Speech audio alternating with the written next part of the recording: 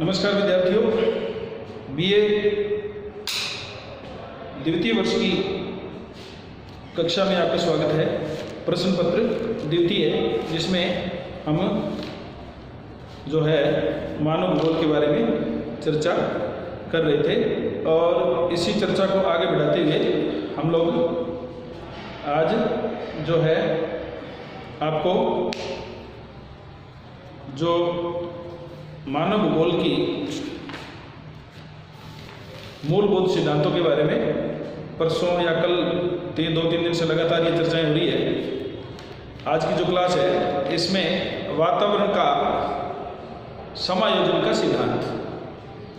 तो वातावरण समायोजन का सिद्धांत विभिन्न प्रदेशों के वातावरण द्वारा निर्धारित की गई सीमाओं के अंदर वहाँ के निवासी मानव वर्ग अथवा आवश्यकताओं क्षमताओं के अनुसार वातावरण के साथ समायोजन करते हैं।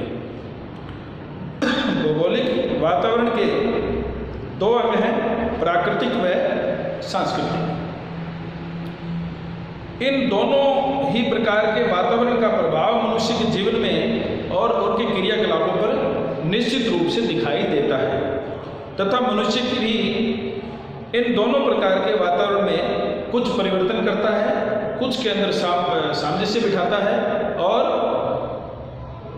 कुछ में परिवर्तन करके और कुछ नई चीज़ें उसमें शामिल कर लेता है। तो कुछ परिवर्तन करता है ताकि वह अपनी सत्ता को बनाए रखे तथा उन्नति और विकास उसका है जो जारी रहे या वो करता रहे। ऐसा मानव भूगोल के अंदर जो वातावरण समायोजन का जो सिद्धांत है, वातावरण यानी कि हमारा पर्यावरण को हम भौतिक रूप से या सामाजिक रूप से एक तरह से देखें तो जो भी वातावरण है यानी पर्यावरण है वह तो हमें चारों ओर से घेरता ही है। जो सामाजिक पर्यावरण है हमारा, जैसे हम किसी समाज में रह रहे हैं या हम किस प्रकार की व्यवस्था में रह रहे हैं, वह निश्चित रूप से हमारे ऊपर उसका प्रभाव पड़ता है। उदाहरण के तौर पर सांस्कृतिक और सामाजिक की बात करेंगे। जैसे हमारे समाज के अंदर पंजाबी कल्चर को हम यूँ कह सकते हैं कि हम यहाँ गंगानगर और हनुमानगढ़ डिस्ट्रिक्ट के जो लोग हैं वो ज़्यादातर पंजाबी कल्चर से भी घिरे रहते हैं, तो उनकी छाप निश्चित रूप से आपको दिखाई देगी। अब भले वह हमारा पहनावा हो, भले हमारा खान पान हो, हमारे महिलाओं की जो वेशभूषा है उस पर हो, या हम किस प्रकार के रीति रिवाजों को फॉलो करते हैं या किस प्रकार के रीति रिवाजों को हम लोग मानते हैं, उनका भी प्रभाव निश्चित रूप से हमारे ऊपर पड़ता है। उस वातावरण का, उस सांस्कृतिक पर्यावरण का असर निश्चित रूप से देखने को मिलता है। तो यही वातावरण जो है समायोजन का सिद्धांत इसे हम कह सकते हैं, क्योंकि जब हम किसी एक समाज के अंदर रहते हैं और उस समाज के साथ साथ वहाँ दूसरे समाज के लोग भी रहते हैं, दूसरे धर्म रीति रिवाज को मानने वाले लोग भी रहते हैं, तो निश्चित रूप से उस समाज का असर, उस समाज में जो रीति रिवाज है, उन समाज के जो गीत संगीत भजन जो भी है, आज भले हमारी संस्कृति के सांस्कृतिक दृष्टि से हम देखें, पंजाबी बहुल होने के कारण उदाहरण के तौर पे हम ये कह सकते हैं कि जितने भी पंजाबी गीत संगीत हैं हम उनको भली प्रकार से सुनते हैं और उनको समझते हैं और वह हमें जो है उनका हमारे पर असर भी है। और इसी प्रकार से जो दूसरे कल्चर के लोग हैं, उनका पहनावा है,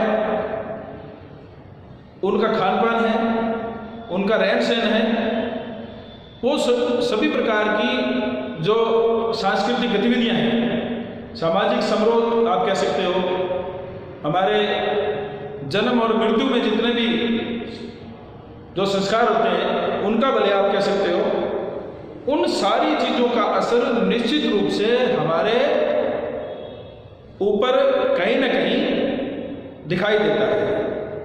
और उन सब प्रभावों को हम कुछ में परिवर्तन करते हैं और कुछ के अनुसार हम खुद ढल जाते हैं। वो इसलिए करते हैं कि हमारी उन्नति या हमारा विकास निरंतर चलता रहे और हमारी सत्ता भी इसी में बनी रहे। इसी में आगे प्राकृतिक वातावरण में प्रादेशिक स्थिति। अब जो प्राकृतिक वातावरण है, अभी मैंने आपको सामाजिक या सांस्कृतिक वातावरण की बात बताई थी, अभी प्राकृतिक वातावरण की बात करेंगे। प्राकृतिक वातावरण में क्या है?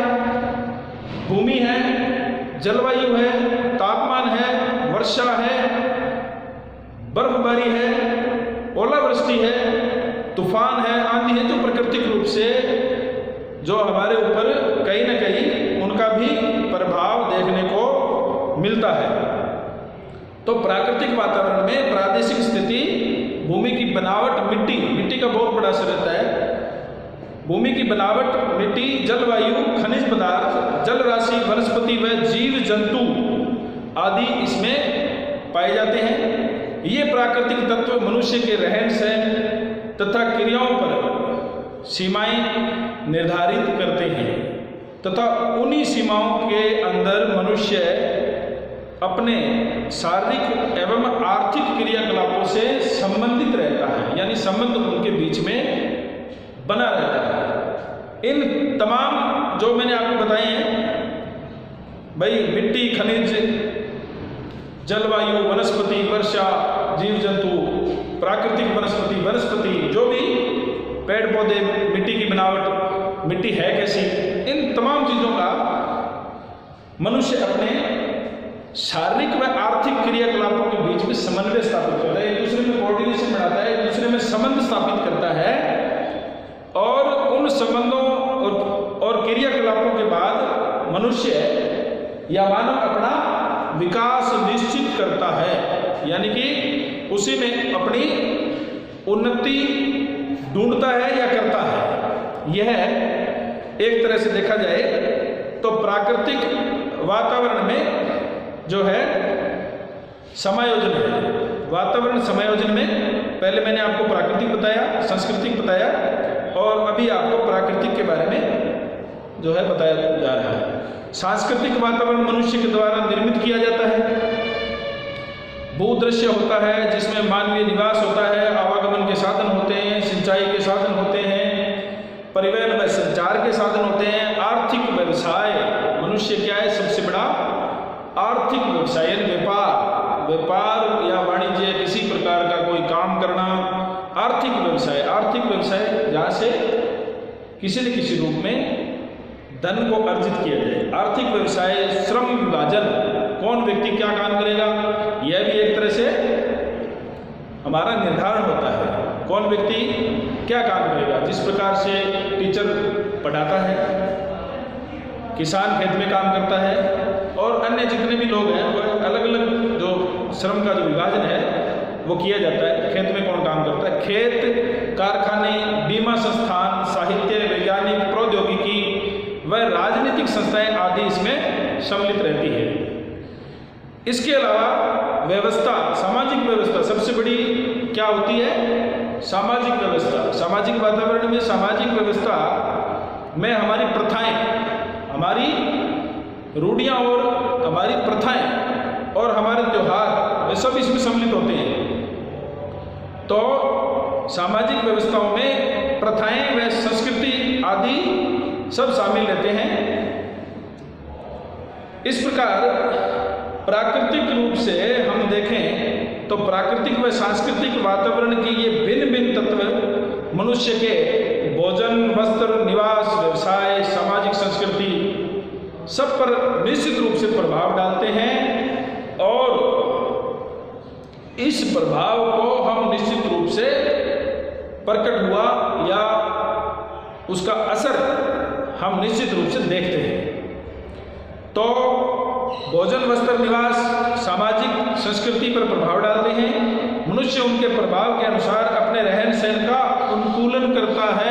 अनुकूलन समझते हो कि आज मुझे ठंड लग रही है तो मैं गर्म कपड़े पहनूंगा, वहाँ उसमें जैसी व्यवस्था है उस व्यवस्था में ढल जाए, वह अनुकूलन अपने आप में उसमें स्थापित कर लिया जाता है। तो इसी में अनुकूलन स्थापित करता है। इसके अलावा वातावरण में कुछ परिवर्तन करता है। इन समस्त क्रियाओं का वातावरण के साथ समायोजन होता है, क्योंकि वातावरण में हम एक दूसरी चीज को समायोजित कर लेते हैं, उसको हम अंतर संबंधित कर लेते हैं, उसके अंदर हम ढल जाते हैं या हम कुछ बदल जाते हैं, कुछ वातावरण को बदल देते हैं। ऐसा करने से वहाँ समायोजन जो है स्थापित हो जाता है। इसी में आगे मानव भूगोल की कुछ शाखाएं हैं, जैसे मैं आपको बता रहा हूँ। तो मानव भूगोल की शाखाओं में निश्चित रूप से मैं आपको 10-11 टॉपिक है इसके, आप चाहें तो नोट करें। मानव भूगोल की शाखाएं आर्थिक भूगोल, जनसंख्या भूगोल, राजनीतिक भूगोल, व्यापारिक भूगोल, नगरीय भूगोल, संसाधन भूगोल, सांस्कृतिक भूगोल, ऐतिहासिक भूगोल, कृषि भूगोल, औद्योगिक भूगोल और ग्रामीण भूगोल। ये तमाम जो है मानव भूगोल की शाखाएं हैं, जहां मानव इनका अध्ययन किए बिना मानव भूगोल की कल्पना करना संभव नहीं होगा। तो ये जो बातें मैंने आज आपको बताई है, यह जो अपना टॉपिक है, यह अपना जो टॉपिक है वह पूरा हो चुका है। इसमें आगे का जो टॉपिक होगा वो मैं आपको आगे की वीडियो में करवाऊंगा। और इसमें कहीं भी कोई आपको समस्या है तो निश्चित रूप से आप महाविद्यालय समय में आएँ और मुझसे संपर्क करें। मैं निश्चित रूप से आपकी समस्या का समाधान करने का प्रयास करूंगा। आज के लिए इतना ही। धन्यवाद।